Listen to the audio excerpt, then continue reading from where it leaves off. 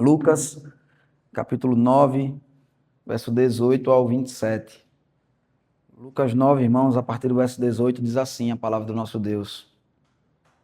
Estando ele orando à parte, achavam-se presentes os discípulos, a quem perguntou: Quem dizem as multidões que sou eu? Responderam eles: João Batista, mas outros Elias, e ainda outros dizem que ressurgiu um dos antigos profetas. Mas vós, perguntou ele, quem dizeis que eu sou? Então falou Pedro e disse: És o Cristo de Deus. Ele, porém, advertindo-os, mandou que a ninguém declarassem tal coisa, dizendo: É necessário que o Filho do Homem sofra muitas coisas, seja rejeitado pelos anciãos, pelos principais sacerdotes e pelos escribas, seja morto e no terceiro dia ressuscite. Diziam a todos: Se alguém quer vir após mim, a si mesmo se negue, dia a dia tome a sua cruz e siga-me. Pois quem quiser salvar a sua vida, perdê-la-á. Quem perder a vida por minha causa, esse a salvará. Que aproveita ao homem ganhar o mundo inteiro, se vier a perder-se, ou a causar dano a si mesmo? Porque qualquer que de mim e das minhas palavras se envergonhar, dele se envergonhará o Filho do Homem, quando vier na sua glória, e na do Pai e dos santos anjos. Verdadeiramente vos digo, alguns dos que há aqui se encontram, que de maneira nenhuma passarão pela morte, até que vejam o reino de Deus. Amém, irmãos, a palavra do Senhor. Vamos orar, nosso Deus. Senhor, Pai, abençoa nossas vidas, Senhor, com o entendimento da Tua palavra, meu Deus, com a transformação, Pai, que vem de fato quando nós realmente entendemos, Pai, quando nossos corações são de fato morada Tua, Deus, nós possamos, meu Pai, ser submetidos à Tua santa palavra, Deus, nós possamos negar o nosso próprio eu e o Senhor possa ser encontrado em nós, Pai. Nos abençoa, Deus, tem misericórdia do Teu povo. Em nome do Teu Filho amado Jesus. Amém.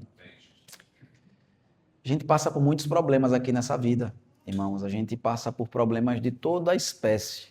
A gente passa por problemas emocionais, a gente passa por problemas financeiros, a gente passa por problemas de saúde, a gente passa por traição, a gente passa por vários tipos de circunstâncias na vida que nos desencorajam, que, enfim, entristecem o nosso coração, que fazem com que o nosso humor mude, nosso comportamento seja transformado de um modo negativo.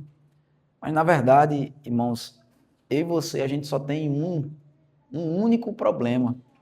A gente pode resumir todos os problemas que a gente tem na vida a um único problema, que é nós não entendemos quem é o Senhor Jesus Cristo e o que Ele veio fazer por nós. A gente não entende isso. Porque, vejam, a gente tem meditado nos estudos na quinta-feira, a gente tem meditado naquilo que Cristo falou na cruz do Calvário. E a gente viu ali muito claramente, a gente tem visto que o Senhor, mesmo com fome, sem ter passado a noite toda sem comer, mesmo sem ter passado a noite toda sem beber nada, mesmo sem ter passado a noite toda sem dormir, ainda assim, irmãos, enfrentando todos os maiores problemas que uma pessoa pudesse enfrentar aqui nessa vida, problemas que ninguém nunca enfrentará aqui nessa vida, ainda assim, nada disso foi um problema, porque ele sabia quem ele era e o que ele veio fazer nesse mundo. Vejam, irmãos, a gente tem acompanhado a trajetória do Senhor Jesus Cristo aqui através do Evangelho de Lucas e a gente vem desde antes do seu nascimento. Lucas é muito interessante porque, como eu digo sempre aos irmãos, né? O pastor Paulo falou também na conferência que Lucas e Paulo, eles têm uma teologia muito próxima. E, por exemplo, a gente vê que no livro de Romanos, quando o apóstolo Paulo vai falar do Evangelho, ele vai começar falando a respeito do Evangelho naquele livro, ele começa dizendo que o Evangelho é uma promessa de Deus. Ele diz, o Evangelho foi outrora prometido por Deus nas Sagradas Escrituras. E aí Lucas, ele também começa o seu Evangelho com uma promessa. Ele vem resumir todo o Antigo Testamento na promessa de que um filho vai nascer. Então ele começa com essas palavras o seu Evangelho, praticamente, né? Zacarias ouvindo a mensagem de que o seu filho, tão aguardado, mesmo de um povo estéril, de um homem, de uma mulher estéril, ainda assim um filho ia nascer. É a mesma coisa, irmãos, o nascimento do nosso Senhor Jesus Cristo. Mesmo um povo estéril, o povo judeu que em sua grande parte já tinha se afastado do Senhor, ainda assim desse povo estéril, por conta da promessa que Deus fez, desde os tempos antigos, desde o Jardim do Éden. Então o Senhor Jesus Cristo, ele nasce. E aí a gente não tem acompanhado quem é esse que nasceu. Quem é esse que nasceu da Virgem? E a gente vê que ele é o segundo Adão. Isso é o que Lucas nos diz quando ele fala a respeito do relato de Jesus Cristo no deserto, lá sendo tentado por Satanás, assim como Adão foi tentado também no jardim. Só que veja que Jesus ele está numa condição muito pior do que a de Adão. Adão ele foi criado, ele nasceu no local mais maravilhoso que já existiu aqui nesse mundo. Jesus Cristo ele nasceu num local terrível, num dos piores locais que uma criança poderia nascer. A gente vê que Adão ele foi tentado num jardim onde ele tinha tudo e nenhuma necessidade. Jesus ele foi tentado no deserto onde ele não tinha nada, cheio de necessidades. Mas ainda assim ele foi aprovado, diferente do primeiro Adão que foi reprovado, Jesus ele foi aprovado no deserto. E a gente vê então, irmãos, que Jesus ele volta e ele começa a proclamar a sua mensagem. Esse segundo Adão, esse que veio e fez aquilo que Adão não conseguiu fazer, que foi vencer a serpente, Satanás. Ele então vai pregar na sua própria cidade, as pessoas que o conhecem desde criança, e ele é rejeitado pelos seus. Ele é rejeitado pelo seu próprio povo. E aí então isso caracteriza, irmãos, o ministério do Senhor Jesus Cristo. O ministério de alguém que sempre está passando por dificuldades e necessidades, sempre está enfrentando rejeição dos homens, sempre está sendo mal compreendido pelos homens, mas que permanece firme e fiel àquilo que ele veio fazer nesse mundo. A gente vê aqui claramente, irmãos, onde é que nós encontramos Jesus aqui nesse momento? Jesus ele orando. A gente encontra Jesus buscando capacitação, buscando ao Senhor para realizar justamente essa obra que ele veio realizar. E se a gente for parar para pensar, irmãos, Jesus ele não precisa ou não precisaria orar como nós precisamos. Jesus ele é o próprio Deus, ele tem um relacionamento com Deus profundo, intenso e constante. Irmãos, como nós não conseguiríamos nem imaginar, nem mesmo no céu a gente vai conseguir entender isso na plenitude, irmãos, o Pai e o Filho se relacionando. Então, ele ora, irmãos, ele busca a Deus, mesmo ele sendo o Deus. Quanto muito mais eu e você a gente deveria orar. Lucas ele faz questão de mostrar, essa não é nem a primeira nem a segunda vez que ele fala de Jesus estar orando, de Jesus ele estar separando um tempo para orar. E aqui mais uma vez a gente vê o Filho de Deus orando. Mesmo ele não estando, irmãos, insatisfeito com a sua vida, mesmo ele não tendo pecados para confessar a Deus, ainda assim a gente encontra o Senhor Jesus em oração. Veja, irmãos, que a oração é algo tão simples de ser feito, né? Qualquer pessoa pode fazer em qualquer lugar do mundo, mas ao mesmo tempo impossível de ser realizada, porque a gente só pode orar, irmãos, se a gente for movido pelo Espírito Santo a isso. A gente só pode orar se a gente orar em nome de Jesus. E a gente só pode orar, irmãos, se a gente conhece a Deus a quem a gente está se dirigindo. E todas essas três coisas, irmãos, são impossíveis serem feitas pelos homens. E veja, eu e você, a gente não ora porque a gente acha que a gente pode orar o tempo todo. A gente acha que quando a gente precisar, a gente vai poder orar. Mas veja uma característica, irmãos, daqueles que podem desfrutar da oração, daqueles que realmente têm um relacionamento com Deus, é que eles não, porque eu posso buscar o meu Pai a qualquer momento, não significa que eu não vou buscá-lo em nenhum momento, ou não significa que eu vou buscá-lo apenas quando eu achar que eu tenho alguma necessidade. Veja, o principal motivo, irmãos, de Jesus orar é para que ele pudesse se relacionar com o Pai, né? Jesus, ele além de ser Deus, ele também era homem. E como homem, irmãos, que foi criado para se relacionar com Deus, que é incapaz de viver essa vida aqui, se não for buscando o seu Criador, Jesus, ele orava, irmãos. O texto então diz que Jesus orava, e seus discípulos ali estavam naquele mesmo ambiente com o Senhor Jesus. E então Jesus ele pergunta para os seus discípulos: quem dizem as multidões que sou eu? Vejam o que é que sai dos lábios de Cristo quando ele termina de orar, quando ele vai se dirigir aos seus discípulos. É a mesma coisa, irmãos, que deveria dominar o nosso coração e a nossa mente quando a gente termina de orar verdadeiramente. Quando você é levado à oração verdadeira, não uma busca por satisfazer os seus desejos, como o Tiago fala, né? Vocês não têm porque vocês não pedem, quando pedem, pedem mal para esbanjar nos seus desejos e prazeres. Quando a gente ora verdadeiramente, a gente vai sair da oração com uma questão: quem é o Senhor Jesus Cristo? A gente vai sair tendo experimentado um relacionamento com Ele, e o que está nos nossos lábios, na nossa mente, que domina nosso coração é: quem é o Senhor Jesus Cristo? Essa é a verdadeira preocupação, irmãos. Essa é a nossa única e verdadeira necessidade, é quem é o Senhor Jesus Cristo. Mas aqui o Senhor Jesus ele começa perguntando para os discípulos quem as outras pessoas dizem que é o Senhor Jesus. Quem as multidões dizem que sou eu? É a pergunta que o Senhor Jesus Cristo faz. E os discípulos conheciam bem a resposta, até porque eles, há pouco tempo atrás, eles tinham saído pelas cidades para evangelizar, para pregar, para falar a respeito de Cristo para essas pessoas. Então eles ouviram vários tipos de respostas quando eles iam falar a respeito de Jesus. Nós vimos, inclusive, no texto passado, né, pouco tempo atrás, Herodes falando também, ouvindo essas mesmas coisas que os discípulos ouviram e estão respondendo aqui essa pergunta para Cristo. Quem os multidões dizem que sou eu? E a resposta que os apóstolos deram foi: uns dizem que o Senhor é João Batista.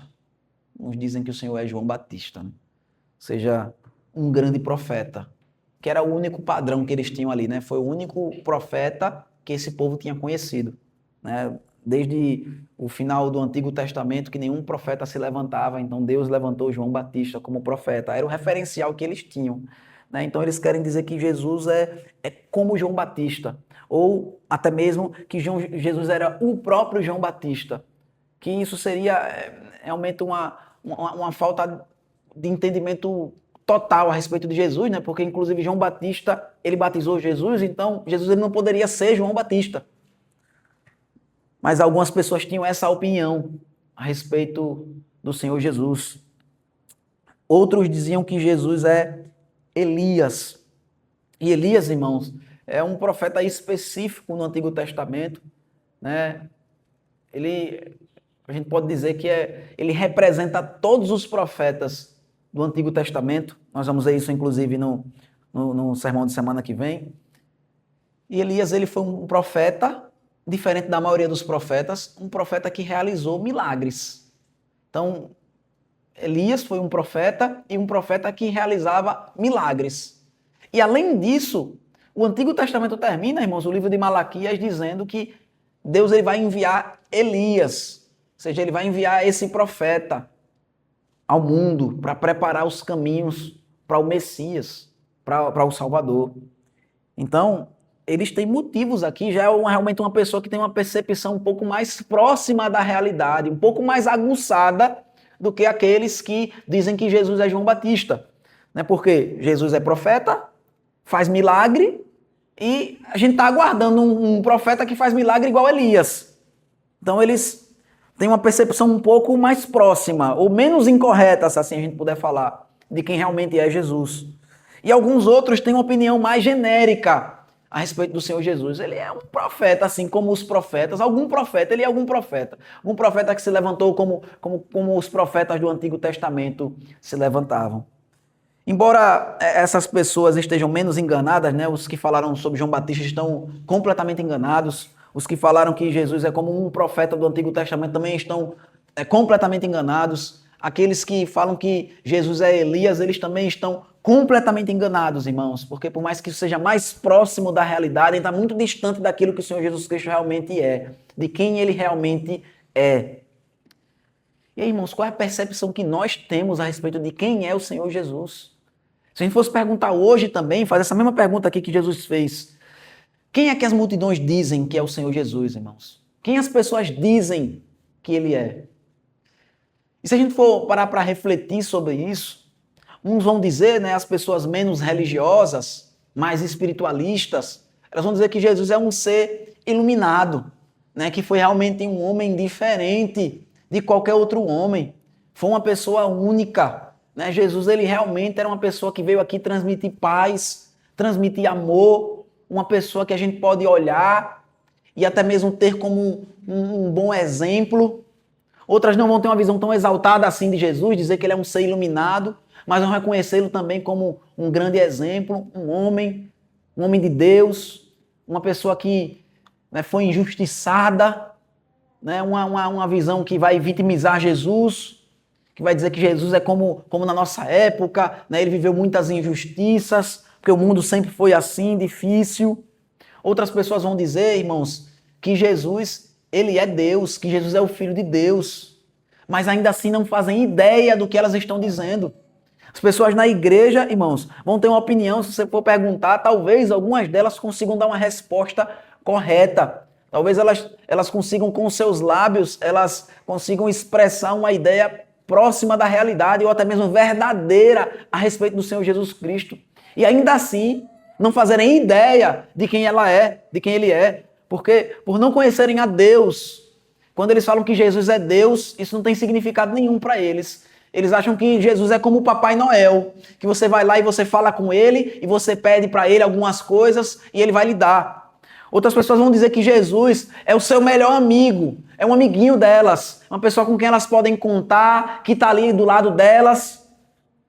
Mas, irmãos, mais que haja verdade em algumas dessas coisas, as pessoas não poderiam estar mais enganadas a respeito de quem é Jesus. Jesus, então, ele pergunta para os discípulos, mas vós, perguntam ele, quem dizeis que eu sou? E vejam, irmãos, a gente não basta nós conseguirmos sermos capazes de discernir o erro das multidões. Não basta a gente ser capaz de discernir o erro que as pessoas, na maioria das igrejas, cometem, de não conhecer verdadeiramente o Senhor Jesus Cristo. Não basta a gente dizer, olha, o mundo não conhece o Senhor. Não basta a gente dizer, olha, a igreja está tão distante da verdade. Não basta a gente ter todas essas opiniões a respeito do Senhor Jesus Cristo. E eu e você, a gente pessoalmente e relacionalmente, a gente não saber quem de fato é o Senhor Jesus. E aí, veja, o apóstolo Pedro, ele representando aqui os apóstolos, né? Porque a pergunta é, quem dizeis que eu sou? Né? Ele pergunta para Pedro, pergunta para os discípulos, quem vocês dizem que eu sou? Então, falou Pedro e disse, és o Cristo de Deus. És o Cristo de Deus. É interessante, irmãos, porque aqui esse texto os irmãos conhecem, né? Lucas, ele não tem esse propósito, esse objetivo, então vou pedir uma licença para os irmãos, né? Lucas, ele não tem esse objetivo que eu vou ter aqui agora, mas Marcos e Mateus, eles têm. Mesmo Pedro dizendo que Jesus, ele é o Cristo, depois ele não vai entender o que é ser o Cristo. E é por isso que Jesus vai explicar aqui, né? Como Lucas, ele está se preocupando em trazer a mensagem da parte de Deus aqui, ele quer retirar a confissão correta dos lábios de Pedro, ele não se preocupa em falar isso, mas daqui a pouco a gente vai aprofundar um pouco mais nisso. Pedro, ele diz que Jesus é o Cristo de Deus, ou seja, quem é o Cristo de Deus, irmãos? Só que a coisa mais importante aqui em tudo isso que Pedro falou, nessa expressão tão curta, és o Cristo de Deus. Se a gente for parar para meditar em cada uma dessas palavras que ele usou, ele fala que Jesus Cristo, ele é. Assim como ele diz que, como Deus diz, eu sou, Pedro fala que Jesus Cristo, ele é. E aí, uma palavra muito importante que Pedro fala aqui também a respeito de Jesus, irmãos, é esse artigo definido que ele usa aqui. Ele diz, és o. Ele dá uma resposta diferente aqui do que as multidões diziam que Jesus era um dos profetas. Não, ele sabe que Jesus Cristo, ele é único.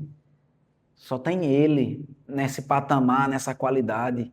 Então ele não pode ser como João Batista, ele não pode ser como Elias, ele não pode ser João Batista, ele não pode ser Elias, porque senão teria ele e teria João Batista, teria ele e teria Elias. Mas Pedro, os apóstolos sabem que Jesus é um. Mas se a gente fosse parar para perguntar isso para Pedro há um capítulo atrás, irmãos, ou para os discípulos, eles não iam ter essa percepção que eles têm agora, nesse momento. Porque, se vão se lembrarem, a sessão passada do Evangelho de Lucas vai mostrar que Jesus tem autoridade sobre todas as coisas e vai nos mostrar que Jesus ele tem autoridade sobre a criação. E aí Jesus ele silencia a tempestade, ele faz o mar se acalmar, ele faz o vento parar de soprar. E os discípulos terminam aquela sessão dizendo: quem é esse?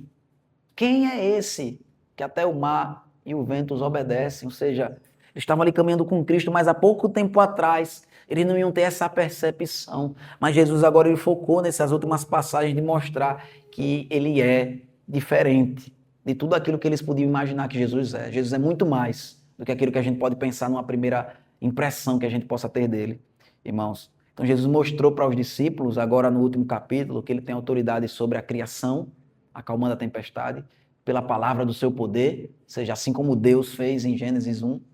Ele mostra então que Jesus ele tem autoridade sobre os seres espirituais. Quando Jesus ele expulsa legiões de demônios de dentro daquele homem do Gadareno.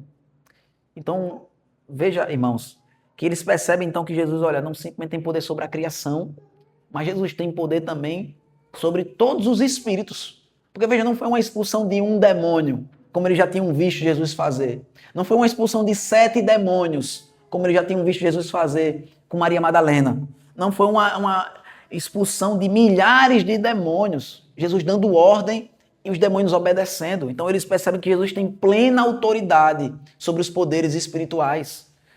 E aí então a sessão terminou, irmãos, com Jesus curando a mulher do fluxo de sangue e até mesmo ressuscitando a filha de Jairo.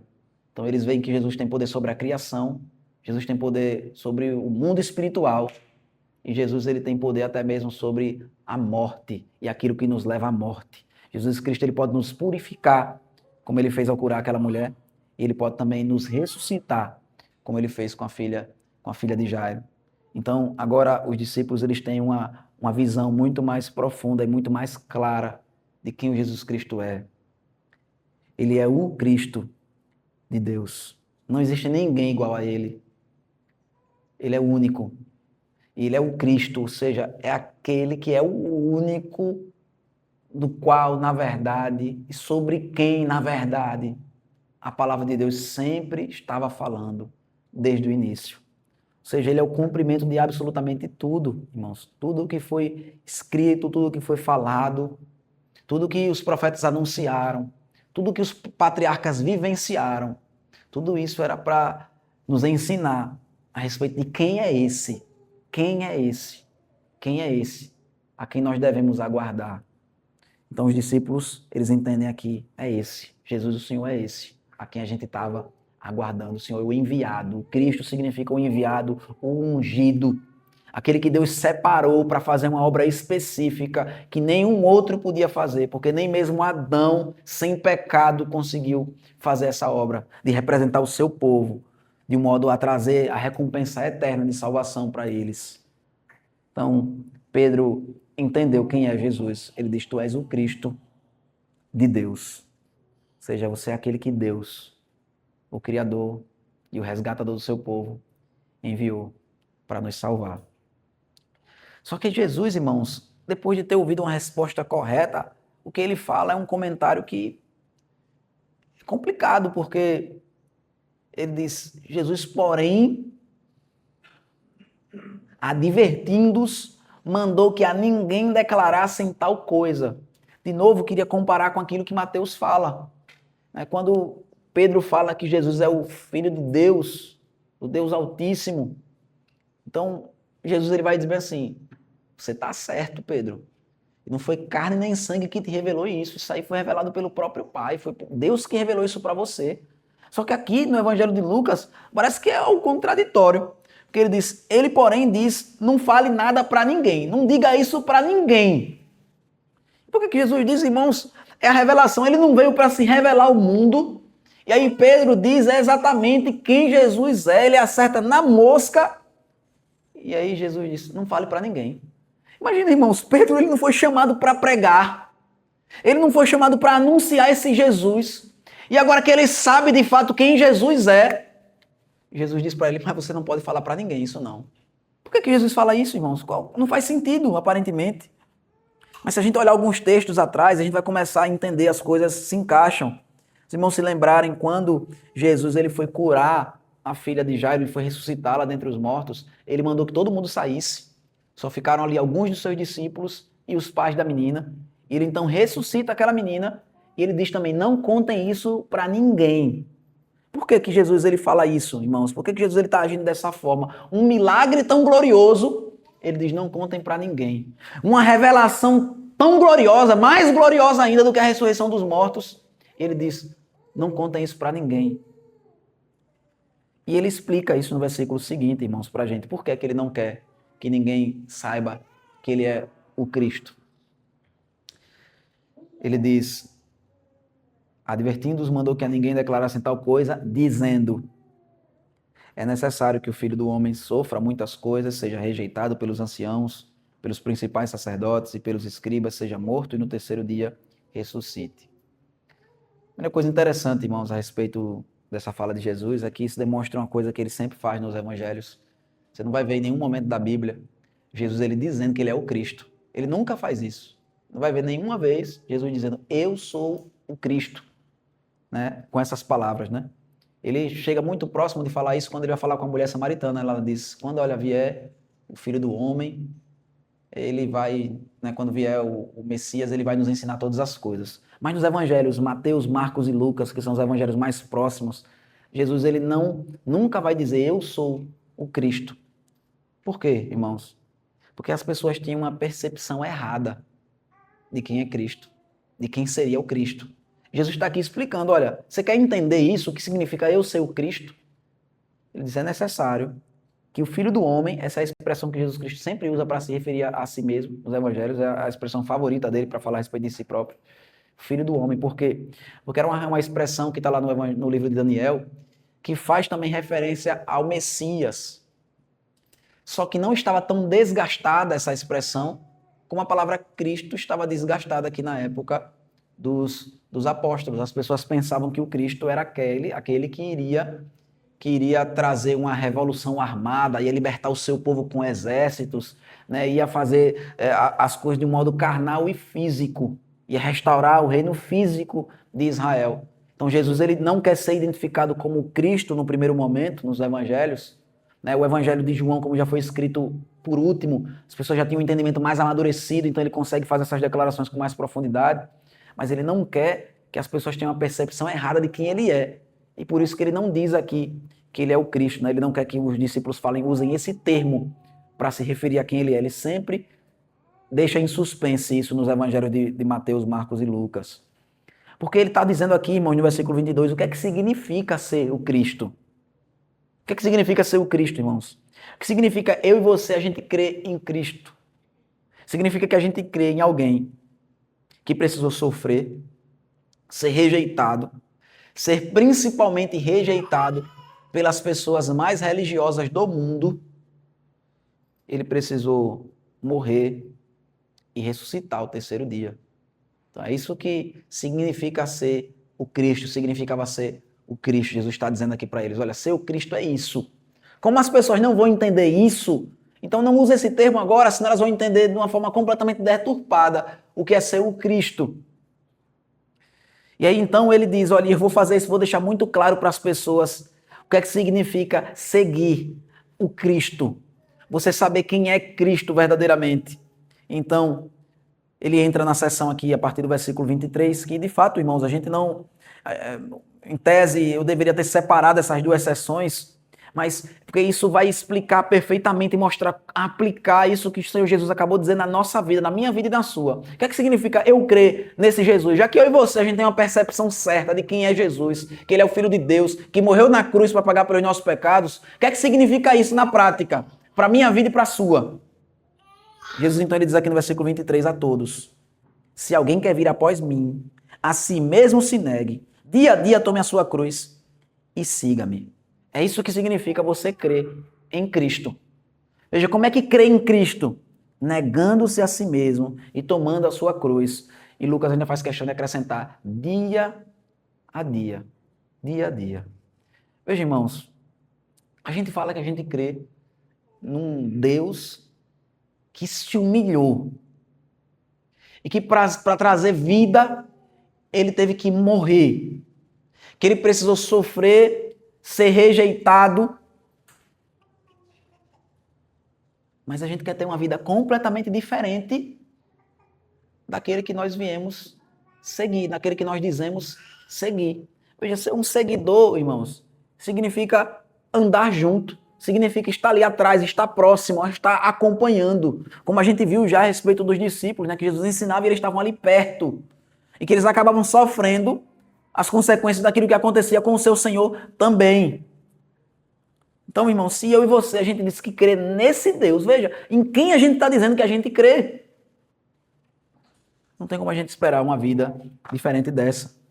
Irmãos, que o Senhor Jesus Cristo está dizendo aqui, olha, se alguém quer vir após mim, é o que ele diz, ou seja, se você quer me seguir, se você quer ser meu discípulo, se você crê em mim, ele diz, não tem outra opção. Ele não está dizendo, olha, esse é o caminho para alguns discípulos. Tem os mártires, tem os santos, tem os que vão sofrer, que são mais dedicados na obra, e tem aqueles que podem também ser meus seguidores, mas viver uma vida mais tranquila, encontrar comigo uma vez na semana, me buscar de vez em quando em oração, quando precisar de alguma coisa, confia no meu nome. Não existe, irmãos, essa vida cristã. Ele diz, se alguém quer vir após mim, ou seja, se você quiser vir após mim, só tem uma opção, esse é o único caminho. Ele diz, a si mesmo se negue.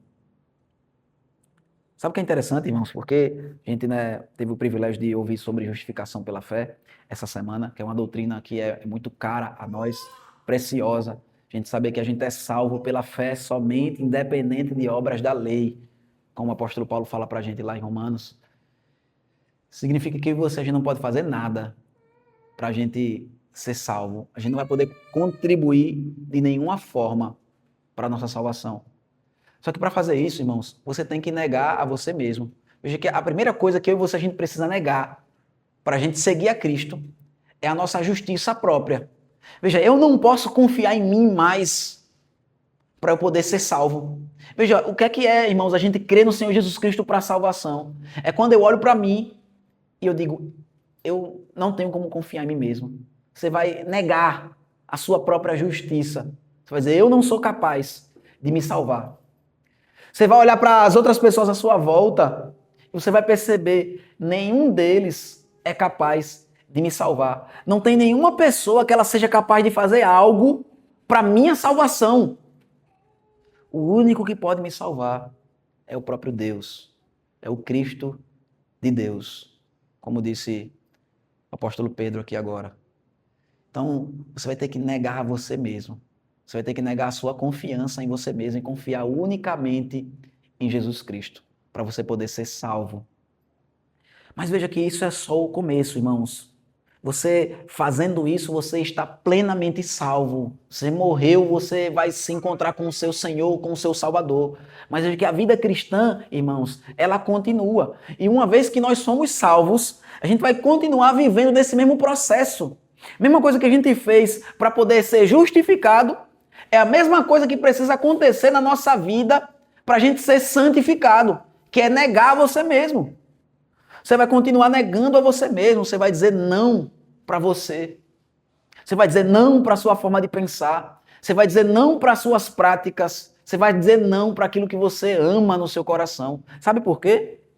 Porque foi justamente todas essas coisas, quem você é e o que você ama, o que você pensa e o que você faz, que fizeram com que você fosse necessitado de um Salvador. Quem nós somos, irmãos, expressa exatamente o pecador que nós somos, a necessidade que nós temos de salvação. Então, eu não posso dizer agora, Jesus Cristo me salvou e eu vou continuar vivendo, irmãos, daquela forma que me fez necessitar de um Salvador. Ou pior, que fez com que o Filho do Homem precisasse sofrer muitas coisas, fosse rejeitado pelos anciãos, pelos principais sacerdotes, pelos escribas, e que ele fosse morto. Eu não vou querer viver fazendo essas coisas que conduziram Jesus Cristo à morte, porque essas coisas também irão me conduzir à morte se eu quiser continuar vivendo no pecado. Então ele diz, negue-se a si mesmo. Se você quer vir após Cristo, se você realmente é um discípulo do Senhor, se você experimentou da salvação, se você já negou a si mesmo na sua justiça própria, se você diz, Jesus Cristo é o meu Salvador, você agora viva em conformidade com o Evangelho que você já crê. Você vai viver a vida de negação a si mesmo. E perceba aqui, irmãos, de novo, não é uma forma da gente adquirir a nossa salvação. Não é uma forma de você se sentir bem, porque o sofrimento, irmãos, não foi feito para que eu e você a gente se sinta bem sofrendo. Olha, eu gosto de sofrer porque essa vida aqui não tem significado para mim. Irmãos, veja que é por causa de Cristo. Veja que é em amor ao Senhor Jesus Cristo. Ele vai dizer isso mais na frente, no versículo 26, ele vai dizer, porque qualquer que de mim e de minhas palavras se envergonhar, dele se envergonhará o Filho do Homem. Veja, irmãos, que interessante isso aqui que o Senhor Jesus Cristo vai falar lá na frente, no versículo 26. Porque quando ele diz assim, ó, aquele que se envergonhar de mim. O que é que ele quer dizer com isso? Aquele que se envergonhar de mim. É se alguém perguntar, tu crê no Senhor Jesus? E você diz, não. Fiquei com vergonha de dizer que eu sou crente. Não é disso que o Senhor Jesus Cristo está falando, irmãos. Não está falando de alguém como Pedro, alguém perguntar, tu é discípulo dele, e você dizer, não sou, nem conheço esse homem. Não é isso que ele está falando, não é disso. Você pode até dizer isso e ainda assim está se envergonhando de Cristo. Por quê, irmãos? No contexto aqui, o que significa se envergonhar de Cristo? Significa não negar a si mesmo. Quando você quer viver do seu jeito, é como se você tivesse vergonha do jeito que Cristo viveu. Você tivesse vergonha daquilo que Cristo precisou fazer e passar. Você está se envergonhando do Evangelho quando você não quer negar você mesmo. Por quê? Porque quando eu não nego a mim mesmo, irmãos, eu confio mais em mim, naquilo que eu acho certo, naquilo que é a minha vontade para fazer, do que em praticar o Evangelho e viver em conformidade com o que Cristo institui na sua santa palavra. Veja que a gente se envergonha de Deus, irmãos, toda vez que a gente acha que o pecado é a solução para os nossos problemas. Eu e você, a gente se envergonha de Deus, irmãos, quando a gente acha que a gente tem uma necessidade maior do que o próprio Senhor Jesus Cristo. Quando você considera outra pergunta mais importante do que quem sou eu? Quem vocês dizem que eu sou? Negar a si mesmo é a gente com a nossa própria vida dizer, Jesus Cristo é o Filho de Deus, que foi enviado ao mundo por causa do meu jeito errado de viver. E agora, se ele veio ao mundo e ele sofreu tudo isso que ele sofreu por minha causa, eu não tenho como viver do mesmo jeito que eu vivia antes. Agora eu vou viver lutando contra mim mesmo. E eu vou dizer uma coisa para vocês, irmãos. Esse é o mandamento que Jesus mais fala no Evangelho. Os irmãos puderem observar, aqui a gente está vendo isso no capítulo 9, no versículo 24, Jesus Cristo dizendo para a gente negar a si mesmo, no versículo 23, 24, e tomar a nossa própria cruz. Os irmãos passarem mais um pouco no capítulo 14, também do Evangelho de Lucas, irmãos.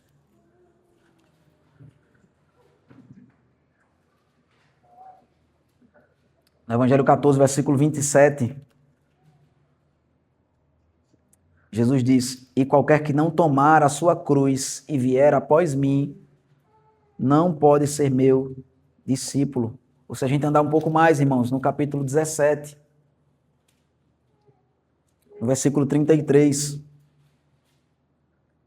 Senhor Jesus Cristo também vai dizer, quem quiser preservar a sua vida, perdê-la-á, e quem a perder, de fato, a salvará. A gente for olhar no Evangelho de Marcos e no Evangelho de Mateus também, vão mais 3 vezes falar a respeito desse mesmo assunto com essas mesmas palavras. Então a gente tem 3 vezes aqui no Evangelho de Lucas, e a gente vai ter mais 3 vezes juntando Mateus e Marcos. Então são 6 vezes. E se a gente for lá para Lucas ou para João, né, Mateus e Marcos eu não vou abrir com os irmãos para a gente não gastar tempo, irmãos, porque ele repete essa mesma coisa que Lucas fala. Mas João, no capítulo 12, vai falar de uma forma diferente também, a mesma coisa, em uma outra ocasião diferente. João capítulo 12.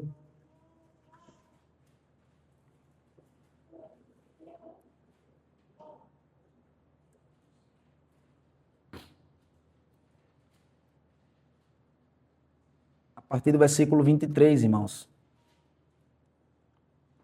Respondeu-lhe Jesus, é chegada a hora de ser glorificado o Filho do Homem. Em verdade vos digo, se o grão de trigo caindo na terra não morrer, fica ele só, mas se morrer, produz muito fruto. Quem ama a sua vida, perde-a, mas aquele que odeia a sua vida neste mundo, preservá-la-á para a vida eterna. Se alguém me serve, siga-me, e onde eu estou, ali estará também o meu servo. E se alguém me servir, o Pai o honrará. A gente vai ver o apóstolo Paulo também falando a respeito desse assunto, irmãos. Lá em Gálatas, peço para que os irmãos abram, no capítulo 2 de Gálatas.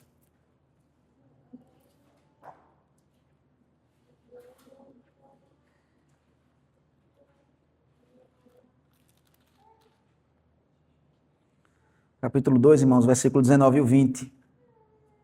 Porque eu, mediante a própria lei, morri para a lei, a fim de viver para Deus. Estou crucificado com Cristo.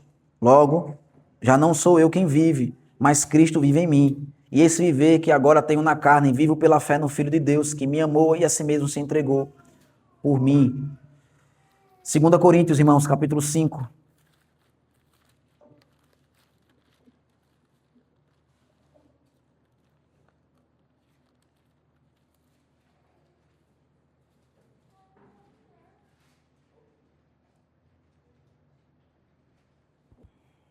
Segunda Coríntios capítulo 5, versículo 14, irmãos, o versículo 15 diz: pois o amor de Cristo nos constrange, julgando nós isso. Um morreu por todos, logo todos morreram. E ele morreu por todos para que os que vivem não vivam mais para si mesmos, mas para aquele que por eles morreu e ressuscitou. A gente for olhar, irmãos, em 1 Pedro, Pedro também falando sobre esse assunto.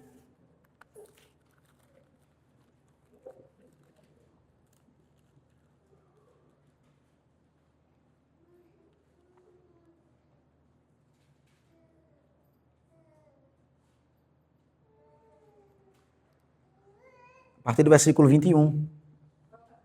Capítulo 2, 1 Pedro, capítulo 2, a partir do versículo 21.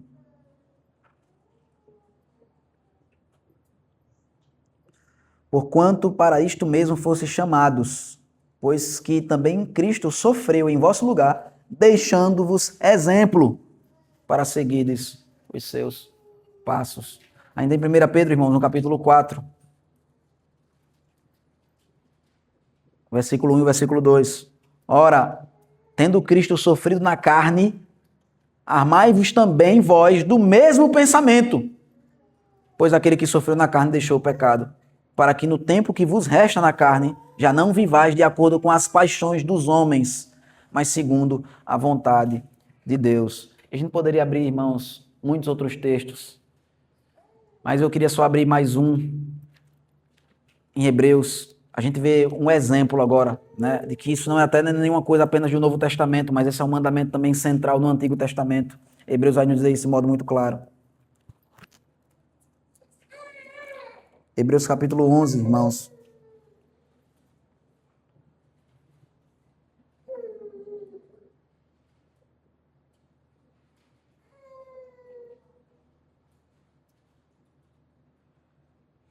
Versículo 24 ao 26, irmãos. Pela fé, Moisés, quando já foi homem feito, recusou, já negou ser chamado filho da filha de Faraó, preferindo ser maltratado, tomando a sua cruz, junto com o povo de Deus, a usufruir dos prazeres transitórios do pecado, porquanto considerou o opróbrio de Cristo, a cruz de Cristo, por maiores riquezas do que os tesouros do Egito, porque contemplava o galardão. Se a gente for olhar para a vida de Abraão também, irmãos, a gente vai ver a mesma coisa. Deus, ele chama Abraão de sai da tua terra, nega a tua parentela, e você vai para a terra que eu te mostrarei. No ápice da vida de Abraão, Deus, ele diz, toma o teu filho e leva ele para ser sacrificado. Ou seja, você vai negar a você mesmo, aquilo que você mais ama, você vai estar disposto a matar, a sacrificar, para que Deus seja glorificado. Veja, irmãos, que não tem como a gente negar essa verdade e essa centralidade do negar-se a si mesmo do Evangelho. Na verdade, isso resume todos os outros mandamentos da parte de Deus. Se a gente for parar para pensar, até mesmo no Jardim do Éden, Adão, que era perfeito, tinha algo que ele tinha que negar a si mesmo. Ele não poderia comer do fruto da árvore do conhecimento do bem e do mal. Eu e você agora, a gente luta e trava uma batalha muito mais profunda do que Adão, porque Adão foi feito no estado de inocência, sem pecado algum. Eu e você, a gente já nasce em pecado, então tudo em mim, tudo em você, vai querer lhe conduzir para o pecado. A palavra de Deus nos diz que os desígnios do homem, do seu coração, são perversos desde a sua mocidade. Que os ímpios, eles se desviam desde a sua concepção. Davi, ele fala que em pecado sua mãe o concebeu. Veja que o fato de eu e você, nós sermos pecadores, irmãos. Para a gente poder crer em Cristo, a gente não tem que reconhecer que é pecador. A gente tem que dizer, eu sou pecador, porque Jesus Cristo ele morreu para salvar pecadores. Ele não morreu para salvar as pessoas boas. Ele não morreu para salvar alguém que já estava muito perto ali de alcançar a salvação. E ele foi então, estendeu a mão assim e puxou aquela pessoa que já estava ali já quase chegando lá. Não, irmãos, ele veio para salvar aqueles que estavam mortos nos seus delitos e pecados. Se eu e você, a gente estava morto nos nossos delitos e pecados. Se eu e você, nós somos pecadores, irmãos. Se a gente ressuscitou em Cristo, a nossa vida precisa ser completamente diferente. Então nós precisamos mortificar os nossos desejos da carne. Eu e você, a gente precisa viver uma vida completamente diferente. Só que é impossível viver essa vida, irmãos. Por isso que eu juntei esses dois textos, porque a gente não tem como viver essa vida, não tem como a gente negar a nós mesmos naquilo que realmente importa, porque a gente consegue muito fácil, irmãos, a gente pegar uma coisa que não é uma paixão do nosso coração, que não é um desejo desenfreado que nós temos, a gente pegar uma coisa que a gente gosta de fazer e a gente dizer, não vou fazer isso não, porque eu sou crente. Mas no texto não está falando disso. O texto está falando de você negar você mesmo, você tomar a sua cruz. Veja que tomar a sua cruz é um ato ativo. Veja, não é o sofrimento que sobrevém a você. Não é o que aconteceu com você. Você foi achado numa circunstância. Não, ele está dizendo, você deve viver essa vida de buscar, dia após dia, dizer não para o seu pecado, dizer não para quem você é. Você viver a sua vida do jeito de Deus, irmãos. Você reconhecer, você só vai fazer isso se você reconhecer que de fato Cristo ele é aquele que você necessitava. Que ele é de fato aquele que não é apenas mais um profeta. Se ele fosse mais um profeta, ele mereceria nosso respeito e nossa admiração. Mas ele é o próprio Deus que morreu na cruz para pagar pelos nossos pecados. E vocês não podem dizer, Deus se fez homem, que já é um absurdo, irmão, se a gente fosse parar para pensar no Evangelho. Imagina que os anjos na eternidade, Deus chegasse lá quando Adão pecou, Deus dissesse para os anjos bem assim, o homem pecou, mas eu vou querer salvá-lo. Me dê uma ideia aí, me dê uma dica, me diga uma forma, vamos pensar aqui junto aqui. Como é que a gente vai fazer para salvar a humanidade do seu pecado? Nenhum anjo ia poder dizer para Deus, imagina que loucura, irmãos, imagina se um anjo chegasse e dissesse assim, não, Senhor, o Senhor vai fazer assim, tive uma ideia muito boa. O Senhor vai enviar o seu filho, sem pecado, vai fazer ele se tornar homem, e você vai fazer ele sofrer e carregar os pecados de todos aqueles que o Senhor quiser salvar, e vai mandar ele para a cruz, para lá ele ser castigado, ele sofrer pelos pecados de todos eles. Nenhum anjo ia ousar, irmãos, dizer essa palavra. Mas foi exatamente isso que Deus fez. Ele se fez carne, ele habitou entre nós e ele foi até a cruz para nos salvar.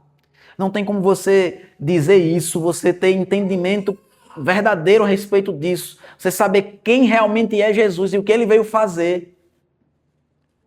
E você não ter essa disposição de odiar a você mesmo.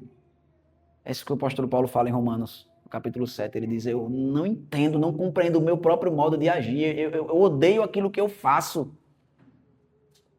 Porque o pecado que habita em nós, irmãos, ele deve ser mortificado. E isso é loucura para o mundo, mas é o único caminho para a vida. Veja, Jesus ele fala isso de modo muito claro no versículo 24. Ele vai incentivar você a viver dessa forma, lhe explicando como é que o mundo funciona, esse mundo que Deus criou, nesse estado de pecado que ele se encontra, como é que ele funciona? Ele diz, quem quiser salvar a sua vida, vai perdê-la. Se você quiser escolher qualquer outro caminho para a sua vida, que não seja o negar a você mesmo, tomar a sua cruz e seguir a Cristo, você vai dizer, não, eu vou ter que perder a minha vida, eu vou ter que morrer. É isso que Jesus exige, irmãos, de todos os seus discípulos. Veja, talvez eu e você, a gente não morra fisicamente por conta do Evangelho. Mas a nossa carne precisa ser mortificada pelo Evangelho. Um autor antigo, ele dizia, Jesus ele teve apenas um filho sem pecado, mas nenhum filho sem cruz. Nenhum filho sem cruz. Eu e vocês, irmãos, a gente precisa olhar para Cristo e encontrar nele o fundamento da nossa vida. A gente vai entender, não adianta, se a minha vida não for Cristo, eu não tenho vida. Eu estou apenas escolhendo um jeito diferente de ir anestesiado para o inferno. Se Cristo não for a sua vida, você não tem vida. Ele diz, mas quem perder a sua vida, por minha causa, esse a salvará. Veja que o único caminho para viver, irmãos, é morrer. Veja qual é o desejo do meu coração. É o pecado. Qual é a disposição da minha carne? É o pecado. Então, se eu for querer preservar essa vida minha que eu tenho, eu vou estar caminhando para a morte. Mas, se eu, por amor a Cristo, se eu, de fato, crio no Senhor, irmãos, e o que é crer? Crer é você desistir de você mesmo. Você vai dizer, eu não tenho jeito. Eu vou me agarrar a Cristo, como Jacó se agarrou, o Senhor Jesus. Como a mulher do fluxo do sangue disse, não tem mais jeito para mim, eu já tentei de várias formas, mas eu tenho que tocar nele. E eu vou negar aqui o que eu penso, o que o povo vai pensar a respeito de mim. Eu não estou nem preocupado comigo, com a minha humilhação de eu ir lá aos pés de um homem. Eu não estou preocupado com o que as multidões vão pensar a meu respeito, porque as multidões estão completamente equivocadas, enganadas, cegas, para ver quem realmente Cristo é de fato. Eu vou me agarrar ao Senhor Jesus. Isso é que é fé, irmãos. E veja que o negar-se a si mesmo é uma manifestação dessa fé verdadeira no Senhor Jesus Cristo. É o que está diretamente ligado a essa fé. E aí, então, ele lhe incentiva, lhe explicando como é que a vida funciona. Se você tentar preservar a sua vida, você vai perder. Mas se por amor ao Senhor você perder a sua vida, então você vai encontrar. Porque, irmãos, veja, aparentemente é um caminho apenas de sofrimento, né? Quando a gente lê assim o texto. Só que, na verdade, não é essa a questão, irmãos. É porque, de fato, a gente vai encontrar vida. Quando você negar você mesmo, irmãos, você vai se lembrar daquilo que Jesus ele mesmo fez. Jesus ele não dá nenhum mandamento para que eu e você a gente obedeça, que ele mesmo não tenha obedecido e vivenciado aquele mandamento durante a sua vida. A gente se lembrar ali no jardim do Getsêmani, irmãos. Quando ele foi ser tentado, ele diz, Pai, afasta de mim esse cálice. Ou seja, Jesus ele não queria, irmão, ser afastado da presença de Deus. Veja, não é um temor humano de estou com medo do sofrimento, eu não quero sofrer, eu não quero ser crucificado. Não, Jesus Cristo ele não queria ser afastado da comunhão eterna que ele sempre teve com o Pai. E aí ele diz, contudo, seja feita a tua vontade, não a minha. Ou seja, eu vou negar o meu próprio eu. Eu sei que eu vou sofrer, eu sei que eu vou morrer. Não foi isso que a gente acabou de ler, ele falando em João? Ele diz, agora, pois, está angustiada a minha alma. Mas que direi eu? Pai, me livra dessa hora. Foi justamente por isso que eu vim. Porque se o grão ele não cair na terra e morrer, ele vai ficar sozinho. Mas se ele morrer, ele vai gerar muita vida. Então eu e você, irmãos, a gente querendo reter a nossa vida para nós mesmos. A gente querer o nosso tempo, o nosso dinheiro, a nossa disposição, para simplesmente realizarmos os desejos que estão no nosso coração. Isso vai nos matar. Você quer pegar um exemplo claro disso? É você ver a vida de um viciado. Um viciado em drogas, um viciado em álcool, um viciado em qualquer coisa terrível nesse mundo. Ele tem a mesma condição que eu e você nós temos também. Eles estão passando pela mesma coisa que eu e você passamos também. Só que eu e você, a gente está anestesiado para não perceber que a nossa vida está sendo destruída da mesma forma que a deles. Eles estão tentando encontrar vida, estão tentando encontrar prazer. Tem uma frase antiga de um escritor, até católico ele, que ele diz, todo homem que ele vai no bordel, ele na verdade ele está procurando Deus. Só que ele está procurando no lugar errado, do jeito errado. Todas as pessoas que vivem em busca do prazer, irmãos, de satisfazer o desejo do seu próprio coração, na verdade, o que ela precisa é de Deus. Mas porque ela não quer negar a si mesma, porque ela quer do jeito dela encontrar a vida, ela vai perder. Mas se ela desistir de si própria, se ela desistir dos seus desejos, e se curvar ao Senhor Jesus Cristo e buscar esse caminho da cruz, tomar a sua própria cruz e seguir a Cristo, então ela vai achar a vida verdadeira. Porque Jesus Cristo, ele veio, irmãos, para que a gente tenha vida e vida em abundância. Então ele pergunta para mim e para você, ele quer arrazoar conosco, ele quer entrar realmente no seu coração. Ele quer que você reflita com profundidade a respeito do assunto. Ele diz, o que é que aproveita o homem ganhar o mundo inteiro se vier a perder-se ou causar dano a si mesmo? O que adianta, irmãos, momentos de tranquilidade? A gente vive uma vida muito confortável, a gente vive uma vida de prazer, a gente vive uma vida alimentando a nossa própria carne. O que é que adianta tudo isso se a gente vai perder a nossa própria alma, irmãos? Vejam que ele diz, por qualquer que de mim se envergonhar, qualquer que de mim e das minhas palavras se envergonhar, dele se envergonhará o Filho do Homem, quando vier na sua glória, e na do Pai e dos santos anjos. Já não faz sentido, irmãos. A gente está trazendo sobre nós mesmos condenação eterna. Você está dizendo, eu não quero Deus. Você está dizendo, eu não quero vida, eu quero morte. O livro de Provérbios vai nos dizer que aquele que peca contra mim, diz o Senhor, violenta a própria alma. A gente com o pecado, a gente acha que está em busca do prazer. A gente vivendo aquilo que está no nosso coração, a gente acha que vai encontrar a felicidade e a alegria. Quando na verdade o caminho da vida é a morte. E o Senhor Jesus, ele termina dizendo para os discípulos, verdadeiramente vos digo, alguns dos que aqui se encontram, que de maneira nenhuma passarão pela morte, até que vejam o reino de Deus. Ele está falando daquilo que nós veremos na semana que vem, o Monte da Transfiguração. Mas, irmãos, veja, o que é que isso tem a ver com o que Jesus está dizendo aqui agora?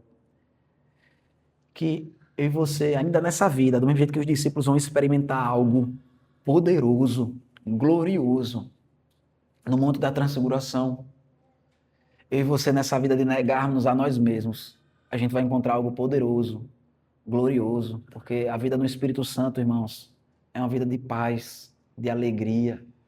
Você vai se gastar pelo Evangelho, pelo Reino, pela causa de Cristo, pelo Senhor e pelas suas palavras, ao invés de se envergonhar dele, da sua mensagem. E você vai encontrar satisfação. Seu coração vai ser plenamente preenchido de um jeito que o pecado nunca vai conseguir preencher o seu coração. Por isso que se você tentar viver, você vai morrer.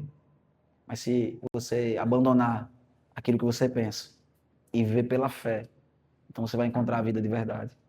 Eu queria terminar, irmãos, fazendo algumas aplicações práticas de como que a gente pode vivenciar isso de verdade.